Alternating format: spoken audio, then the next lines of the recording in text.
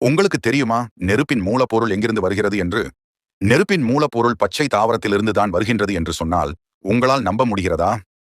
பச்சை நிற தாவரங்களில் உள்ள குளோரோபில் சூரிய ஒளியின் ஆற்றலை பிடித்து அதை வேதியியல் ஆற்றலாக மாற்றுகிறது. இதன் மூலம் எரிபொருளாக பயன்படும் கரிமப் பொருட்கள் உருவாகின்றன. அதே நேரத்தில் ஆக்சிஜனும் வெளியிடப்படுகிறது.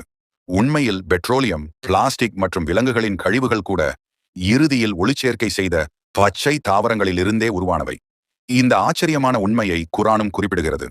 பச்சை மரத்திலிருந்து உங்களுக்காக நெருப்பை உண்டாக்கியவன் அவனே, பின்னர் அதிலிருந்தே நீங்கள் நெருப்பை மூட்டுகிறீர்கள். குர்ஆன் 36 வசனம் என்பது நெருப்பிற்கான எரிபொருளை உருவாக்கும் அடிப்படை மூலமாக பச்சை தாவரங்கள் செயல்படுகின்றன என்பதை இந்த வசனம் சுட்டிக்காட்டுகிறது. பச்சை இலைகளில் உள்ள குளோரோபில் சூரிய ஆற்றலை சேமித்து பின்னர் மரம், நிலக்கரி, பெட்ரோலியம் போன்ற எரிபொருட்களின் அடிப்படையாக அமைகிறது.